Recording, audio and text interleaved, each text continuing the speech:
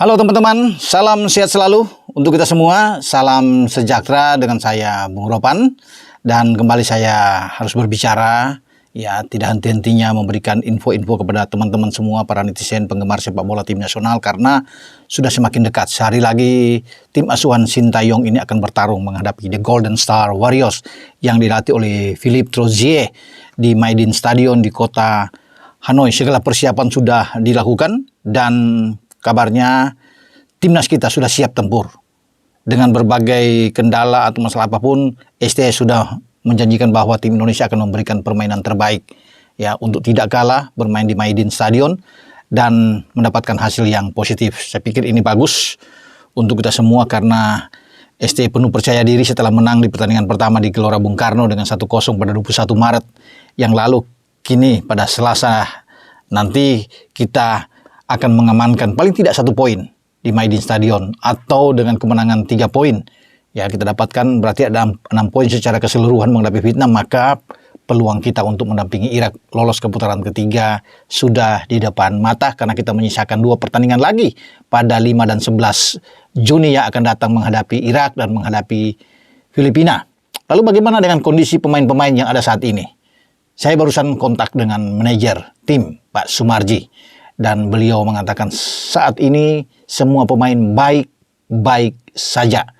Ya, jadi yang ada di Hanoi semua sudah fokus, siap tempur menghadapi Vietnam nantinya. Ini yang bagus. Tidak ada lagi sekarang yang kena virus atau demam. Mereka yang masih bermasalah itu ada di Jakarta sementara. Ya, ada 2-3 pemain yang ditinggalkan. Karena kita tahu bersama sejak kemarin kan Mark Locke memilih untuk ke Singapura berobat. Penyembuhan cedera dia, Sandy Walsh sudah tiba di Belanda setelah akumulasi kartu. Ya, tidak bermain, dia lebih fokus mendingan balik dan bersiap dengan klubnya KV Mechelen yang akan bermain pada Liga Belgia di akhir pekan ini. Nadeo sedang opname di salah satu rumah sakit Jakarta. Dan barusan tiba di Hanoi pemain striker kita, Rafael Struijk. Dia sudah menyusul tadi dengan pesawat dan sudah dikabarkan sudah mendarat dengan selamat dan dia akan bergabung. Tadinya dia kena demam juga, agak meriang badannya, tapi ketika tim medis bekerja keras untuk bisa memulihkan kondisi Rafael, dia dibutuhkan memang di garis depan dan Rafael sudah naik pesawat. Tiba di Hanoi, tentunya dia perlu untuk istirahat lagi ya, sehingga ada kebugaran buat Rafael untuk menatap konsentrasi penuh pertandingan menghadapi Vietnam. Kalau STI tidak ingin memaksakan dia, bisa saja dia akan bangkit dari bangku cadangan untuk sebagai super sub main di babak kedua. Di babak pertama bisa saya juga dimainkan adalah Ramadan Sananta. Ya karena di sana juga sudah ada Dimas, walaupun Dimas memang agak sedikit terganggu bubar, tapi sekarang Dimas sudah menyatakan siap.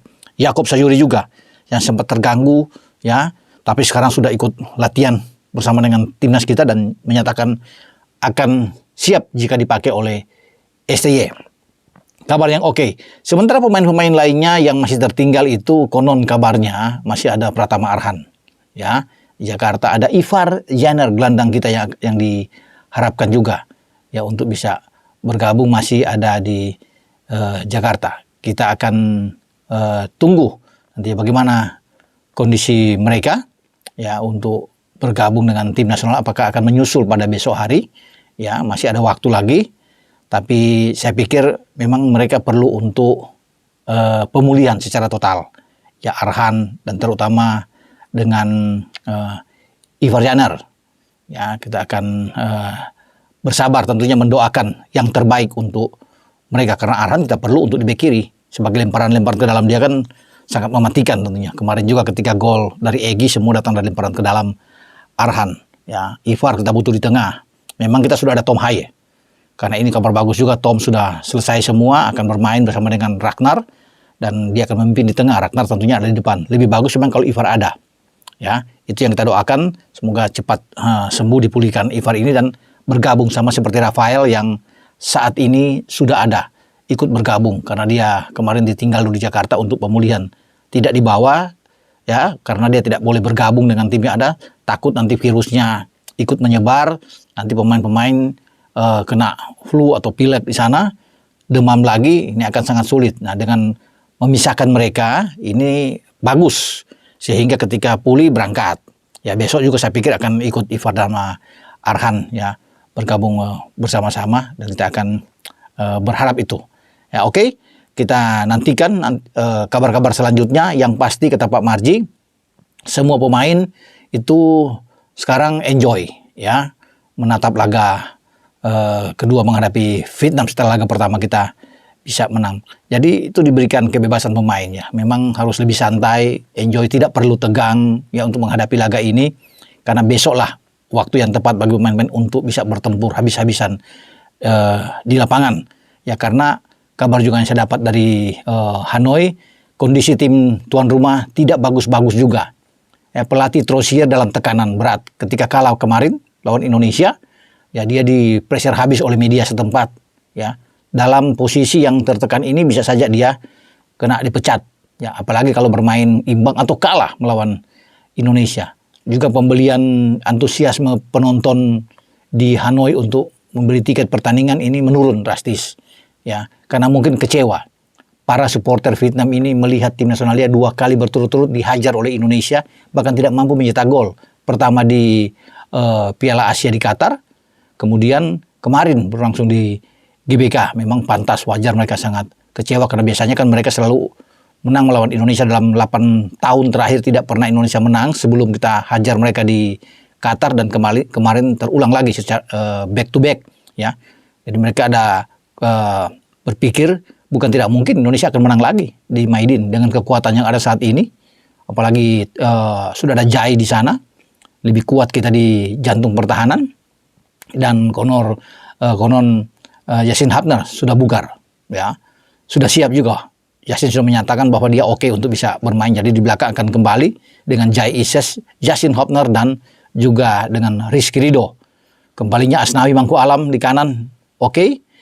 Ketika kita tanpa misalnya besok Arhan masih kurang bugar, kita masih punya Nathan Cho yang bisa bermain di posisi kiri, dengan pelapis ada Edo yang ada di sana.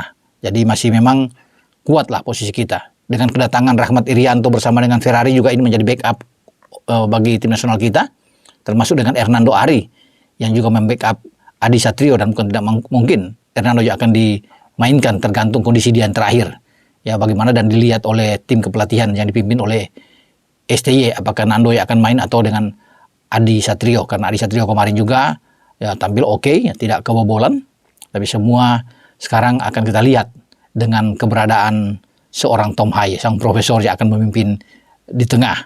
Itu yang dinantikan oleh banyak orang, termasuk saya sendiri yang ingin melihat penampilan perdana seorang Tom Hai, pemain di Heerenveen di Liga Utama Eredivisie Belanda, yang mengawali debut internasional pertama bersama dengan tim Merah Putih saat akan menghadapi Vietnam di Maidin Stadion. Dengan saya, Bung Ropan, berbicara di sini. Ciao.